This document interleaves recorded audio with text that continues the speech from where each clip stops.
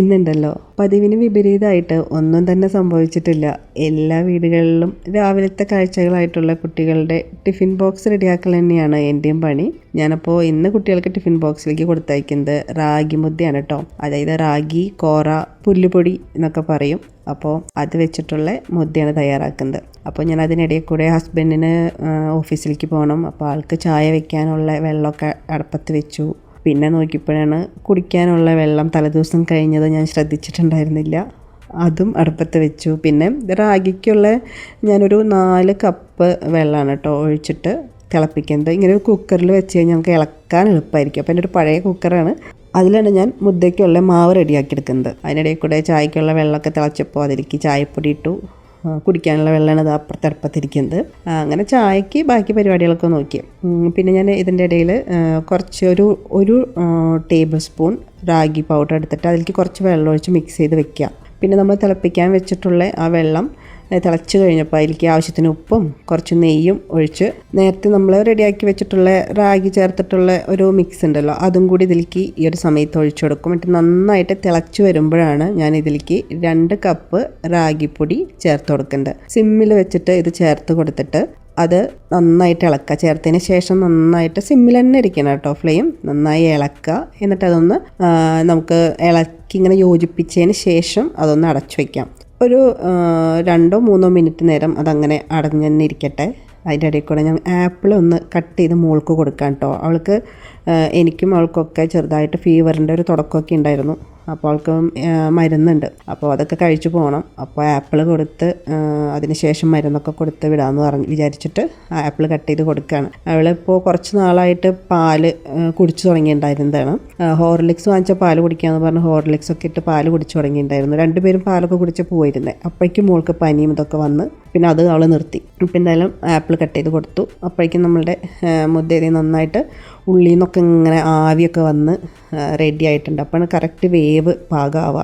എന്നിട്ട് നമുക്ക് അത് എടുത്ത് വേറൊരു പാത്രത്തിലേക്ക് ഒരു നെയ്യൊക്കെ ഒന്ന് തടവിട്ടുള്ളൊരു പ്ലേറ്റിലേക്ക് അത് ഒഴിച്ചെടുത്താൽ, ഞാൻ നെയ്യ് ഒഴിക്കാൻ മറന്നുപോയി, പ്ലേറ്റിൽ സ്പ്രെഡ് ചെയ്യാൻ മറന്നുപോയി. എന്നിട്ട് പിന്നെ ഞാൻ അതിൻ്റെ മുകളിലേക്ക് ഇങ്ങനെ ആക്കിയിട്ട് കൈ വെച്ച് നല്ലതിലാക്കിയിട്ടോ. ഇങ്ങനെ ആരും ചെയ്യരുത്. ഞാൻ തുള്ളിപ്പോയി കയ്യിൽ റാഗിയായിപ്പോൾ. കാരണം നല്ല ചൂടല്ലായിരുന്നേ. അത് പിന്നെ ഇനി ചൂടാറട്ടെ ബാക്കി കുഴയ്ക്കാമെന്ന് വിചാരിച്ച് അവിടെ വെച്ചിട്ട് കുട്ടികൾക്ക് ഷോർട്ട് ബ്രേക്കിന് അവർക്ക് ചോക്കോസ് വേണമെന്ന് പറഞ്ഞിട്ട് ഇന്നലെ ചോക്കോസ് വാങ്ങിച്ചു കൊടുത്തിട്ടുണ്ടായി. അപ്പോൾ അതന്നെ ഇന്ന് കൊണ്ടുപോവാണ് ഷോർട്ട് ബ്രേക്കിന്. പിന്നെ ഇതാ ഒരു ടിഫിനിലേക്ക് ഞാൻ മട്ടൻ കറി ആക്കണം കേട്ടോ. ഇത് എന്തുകൊണ്ടാണെന്ന് വെച്ചിട്ടുണ്ടെങ്കിൽ ഇതുള്ള കാരണം റാഗി ഉണ്ടാക്കണേ. തലേദിവസം മോന് മട്ടൻ വേണം എന്ന് പറഞ്ഞിട്ട് മട്ടൻ വാങ്ങിച്ച് കറി വെച്ച് കൊടുത്തു. അപ്പോൾ അവന് രാത്രി ആയപ്പോൾ അവൻ പറയണ നെക്സ്റ്റ് ഡേ പുട്ടും മട്ടൻ കറിയും കൊണ്ടുപോയാൽ മതിയെന്ന്. പുട്ടും മട്ടൻ കറിയും കൊണ്ടുപോകാൻ ഞാൻ മിക്സ് ചെയ്തും കൊടുക്കണം, കറിയായിട്ടും വേറെ കൊടുക്കണം. അപ്പോൾ അത്രയ്ക്ക് അധികം ഇല്ല. അപ്പോൾ ഞാൻ പറഞ്ഞു റാഗി മുദ്ദ ഉണ്ടാക്കി തരാം. അപ്പോൾ ഓക്കെ, 2 പേരും ഓക്കെയാണ്. അപ്പോൾ ഹസ്ബൻഡ് പറഞ്ഞു ചെറിയ ബോൾസാക്കി കൊടുത്താൽ മതി, വലുതാക്കി കൊടുത്തു കഴിഞ്ഞാൽ കഴിക്കാൻ കഷ്ടമാവും. ഈ സംഭവം വായിലിട്ട് അങ്ങോട്ട് വിഴുങ്ങണ പോലെയല്ലേ കഴിക്കണ്ടേ.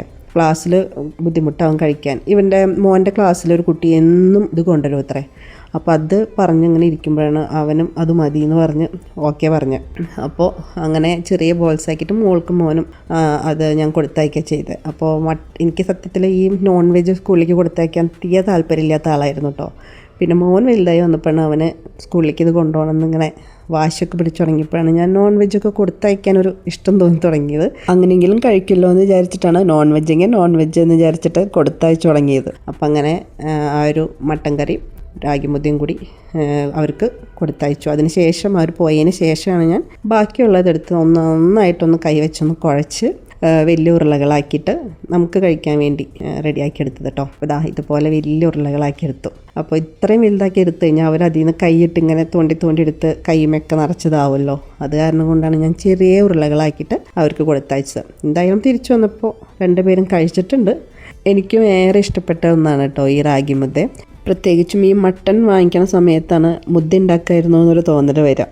ഇവിടെ ഈ കന്നഡിഗാസ് ഉണ്ടല്ലോ, ഒട്ടുമിക്ക ദിവസം എന്നല്ല പറയണ്ടേ, എല്ലാ ദിവസം എന്ന് പറയുന്ന പോലെ അവർ മുദ്ദ തയ്യാറാക്കും.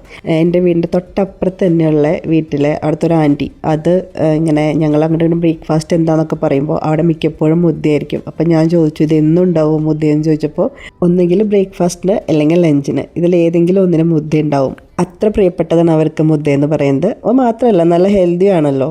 അപ്പോൾ ഇന്നത്തെ വിശേഷം ഇത്രയൊക്കെയുള്ളൂ. See in my next video. Till then take care. Bye by.